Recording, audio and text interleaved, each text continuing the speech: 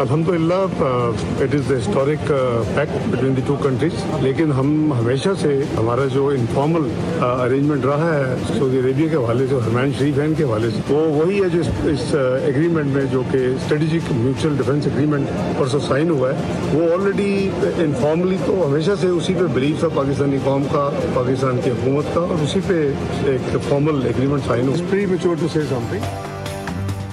Saudi अरब से मुआहिदा एक रात में तय नहीं पाया, कई माह लगे। नायब वज़ीर आज़म इसहाक़ डार कहते हैं पाकिस्तान और सऊदी अरब के दरमियान होने वाला मुआहिदा तारीख़ी है। दीगर मुल्क भी मुआहिदे का हिस्सा बनने की ख्वाहिश रखते हैं। पाकिस्तान पर पाबंदियों के बाद सऊदी अरब की हिमायत बड़ी अहम थी।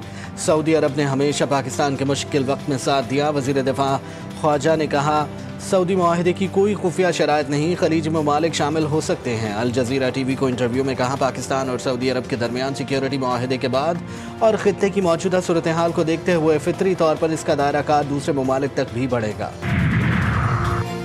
पाक सऊदीया दिफाई मुआहिदा किसी तीसरे मुल्क के खिलाफ नहीं। पाकिस्तान और सऊदी अरब के ताल्लुकात भाईचारे और ताउन की मुनफरिद मिसाल हैं। तर्जुमान दफ्तर खारजा शफकत अली खान ने कहा, पाकिस्तान और सऊदी अरब की क़यादत दोनों ममालिक के ताल्लुकात को नई बुलंदियों तक ले जाने का अज़्म रखती है। दोनों ममालिक के दरमियान दिफाई ताउन बढ़ाने और मुश्तरका सलामती यकीनी बनाने की अक्कासी करता है। भारतीय फौजी और गैर कानूनी अफगान बाशिंदे दहशत गर्दी में मुलव्विस हैं, मुस्तनद शवाहिद मौजूद हैं। DGISPR लेफ्टिनेंट जनरल अहमद शरीफ चौधरी का जर्मन जरीदे को इंटरव्यू। पाकिस्तान भारतीय दहशत गर्दी के सबूत कई बार दुनिया के सामने रख चुका है। भारत में पुरतशद्दुद वाक़यात इंतहा पसंद पॉलिसियों का नतीजा है। वो अंदरूनी मसाइल को बैरूनी बनाकर पेश करता है। पाकिस्तान बिला तफरीक तमाम गैर रियासती अनासर को मुस्तरद करता है।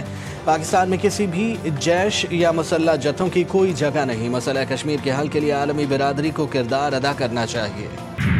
हर पाकिस्तानी अपना फर्ज समझता है कि हम मक्का मदीना का दिफा करें। मैं समझता हूँ कि दोनों ममालिक के लिए ये एक बहुत पॉजिटिव डेवलपमेंट है, इनको गैर सियासी रखा जाए। कराची का जो पानी का मसला है, KMC और सिंध हुकूमत ने मिल के इस मसला का हल निकालना है। कराची के हवाले से बार बार वज़ीर आज़म साहब का तवज्जो K4 मनसूबे और मुख्तलिफ इस किस्म के मनसूबे के तरफ रजू करवाएँ।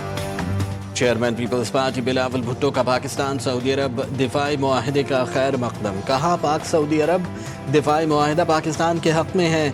ये मुआहिदा दोनों ममालिक के लिए मुस्बत है। हर पाकिस्तानी मक्का मदीना की हिफाजत करना चाहता है। कराची के मामले पर कहा, उम्मीद है वज़ीर आज़म शहबाज शरीफ कराची में मनसूबों की स्पीड से मुतालिक अपने वादे को पूरा करेंगे।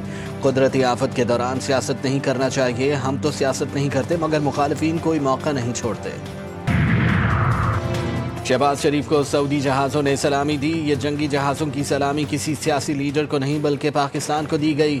एक वज़ीर आज़म को उल्टी सीधी हरकतों पर जहाज़ से उतारा गया था। अडयाला में मौजूद शख्स को नहीं पता कि पाकिस्तान अब आगे बढ़ गया। वो किस्सा पारीना है। वज़ीर आला पंजाब मरियम नवाज़ की तनकीद। सरगोदा में ई-बस सर्विस का इफ्तिताह कर दिया। कहती हैं, बर वक्त इंतज़ामिया ना होते तो सैलाब से बड़ी तबाही होती। पाकिस्तान के 3 दरियाओं में बैक वक्त तूफ़ान आई, जिसके बाद सैकड़ों देहात मुतासिर हुए। 2 हफ्तों के अंदर सैलाब मुतासिरीन को चेक मिलना शुरू हो जाएंगे। बानी PTI ने GHQ हमला केस में वीडियो लिंक के जरिए कार्रवाई का बॉयकॉट कर दिया। बानी की बॉयकॉट की हिदायत के बाद वकील सफाई भी अदालत से बाहर चले गए। अदालत ने समाअत जारी रखते हुए केस में 2 गवाहों के बयानात कलमबंद कर लिए। बानी PTI को ज़ाती हैसियत में पेश करने की दरख्वास्त खारिज। अदालत ने केस की समाअत 23 सितंबर तक मुलतवी कर दी। आइंदा समाअत पर FIA, PEMRA, PID, internal security और वजारत दाखिला के 10 गवाहान तलब। 9 मई जलाओ घिराव के 6 मुकदमात। लाहौर की इंसदाद दहशत गर्दी अदालत ने अलीमा खान, उज़मा खान, आज़म स्वाति की अबूरी ज़मानतों में 31 अक्टूबर तक तौसी कर दी। अलीमा खान और उज़मा खान की हाज़िरी मुआफ़ी की दरख्वास्त मंजूर। मुस्लिम लीग नून का ऑफिस जलाने और कलमा चौक पर कंटेनर्स जलाने समेत दीगर मुकदमात। शाह महमूद कुरैशी की अबूरी ज़मानत में 31 अक्टूबर तक तौसी। आइंदा समाअत पर वकीला से दलाइल तलब। 9 मई मुकदमात में गैर हाजिर मुलजमान के खिलाफ कार्रवाई। 2 मुकदमात में 8 मुलजमान के वारंट गिरफ्तारी जारी। 2 मुलजमान के खिलाफ इश्तिहारी करार देने की कार्रवाई शुरू। इस्लामाबाद हाई कोर्ट के जज जस्टिस एजाज इसहाक खान के खिलाफ सुप्रीम जुडिशल काउंसिल में रेफरेंस दायर। रेफरेंस में बदउनवानी, जानिबदारी और आईनी हलफ की खिलाफ वर्जी के इल्ज़ाम। ریفرنس میں جسٹس اعجاز اسحاق پر ذاتی اناد اور تعصب کے ساتھ فیصلے دینے کا الزام عائد کیا گیا۔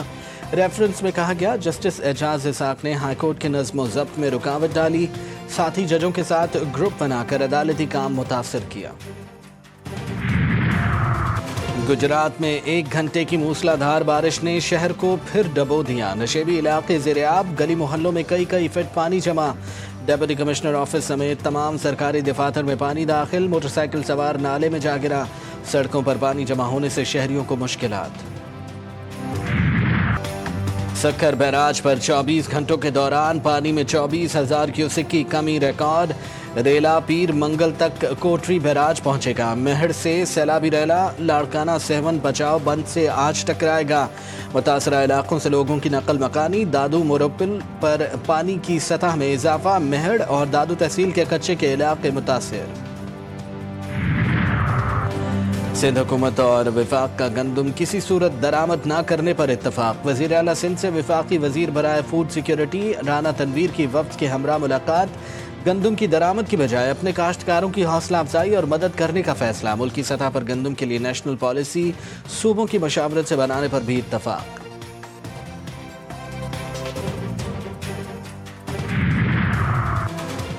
امریکی صدر ٹرمپ اور چینی ہم منصب شی جن پنگ کے درمیان ٹیلی فونک رابطہ، مستقبل میں ٹک ٹاک کے امریکی آپریشن سے متعلق معاہدے کی منظوری، دونوں رہنماؤں نے تجارتی مسائل پر پیش رفت کا جائزہ لیا۔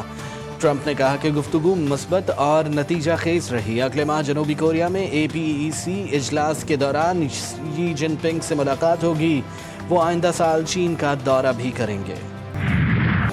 غزہ سٹی میں خوفناک بمباری، بموں اور میزائلوں کی بارش سے زمین لرز گئی، صبح سے جاری حملوں میں مزید 35 فلسطینی شہید، 100 سے زائد زخمی، کئی عمارتیں اور مکانات ملیمیٹ، فوجی دو اطراف سے شہر کے مرکز کی جانب بڑھنے لگے، لوگ جانیں بچا کر بھاگنے پر مجبور، لٹے پٹے قافلے جنوب کی جانب رواں دواں، شمالی غزہ میں ٹیلی فون اور انٹرنیٹ سروس معطل، اسپتالوں کے لیے صرف 72 گھنٹوں کا ایندھن رہ گیا۔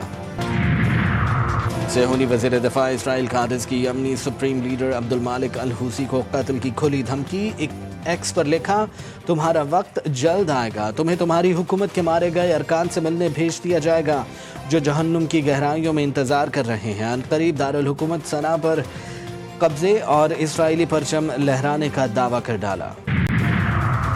غزہ کا ظلم 700 دن پہلے شروع نہیں ہوا، فلسطینی عوام 1 صدی سے ایک سفاک نو آبادیاتی منصوبے کے بوجھ تلے زندگی گزار رہے ہیں۔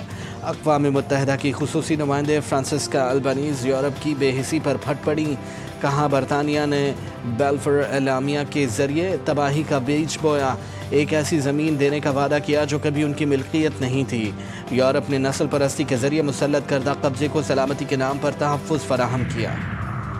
ایران سے اقتصادی پابندیاں مستقل طور پر ہٹانے کی قرارداد مسترد، سلامتی کونسل میں قرارداد کے حق میں روس، چین، پاکستان اور الجزائر نے ووٹ دیا، 2 ممالک غیر حاضر، 9 ممالک کی مخالفت، معاہدہ نہیں ہوا، 18 ستمبر سے ایران پر یورپی پابندیاں دوبارہ عائد کر دی جائیں گی۔ پاکستانی مستقل مندوب عاصم افتخار نے کہا ایرانی ایٹمی پروگرام سے متعلق مسائل بات چیت سے حل ہونے چاہیے، کامیابی کے لیے سفارتکاری کو مزید موقع دینا چاہیے، ایسے ٹکراؤ سے بچا جائے جس سے معاملہ مزید خراب ہو جائے۔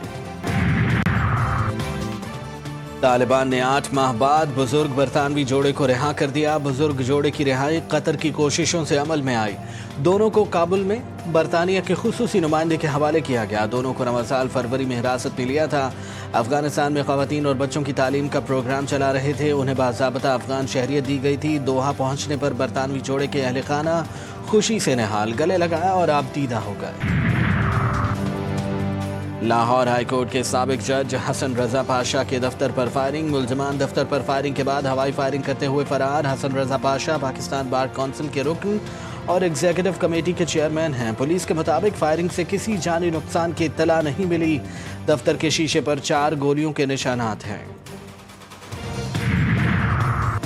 پاکستان نے بھارت کے لیے فضائی حدود بندش میں مزید 1 ماہ کی توسیع کر دی، بھارتی طیاروں کے لیے پاکستانی فضائی حدود بندش میں 23 اکتوبر تک توسیع، نیا نوٹم جاری، پاکستان نے رواں سال 23 اپریل سے بھارت کے لیے فضائی حدود بند کر رکھی ہے۔ T20 ایشیا کپ کے 12ویں میچ میں بھارت نے عمان کو 21 رن سے شکست دے دی۔ عمان کی ٹیم 189 رنز کے تعاقب میں 167 رنز پر ڈھیر، عامر کلیم کے 64 اور حماد مرزا کے 50 رائے گاں۔ بھارت نے پہلے کھیل کر 8 وکٹوں پر 188 رنز بنائے تھے۔ ساؤتھ ایشین فٹ بال فیڈریشن انڈر 17 چیمپئن شپ، پاکستان نے مالدیپ کو 5-2 سے شکست دے کر سیمی فائنل میں جگہ بنا لی۔ پاکستان کی جانب سے منصور احمد نے ہیٹ ٹرک کی، محمد عبداللہ نے 2 گول کیے۔ پاکستان اپنا آخری گروپ میچ بھارت کے خلاف 22 ستمبر کو کھیلے گا۔ اور 5 دہائیوں تک فلم انڈسٹری میں راج کرنے والے لیجنڈ اداکار یوسف خان کو بچھڑے 16 برس بیت گئے۔ یوسف خان نے فلمی سفر تو اردو فلموں سے شروع کیا، لیکن انہیں شہرت پنجابی فلموں میں ایکشن کرداروں سے ملی۔ فنی خدمات کے اعتراف میں پرائڈ آف پرفارمنس ایوارڈ سے نوازا گیا۔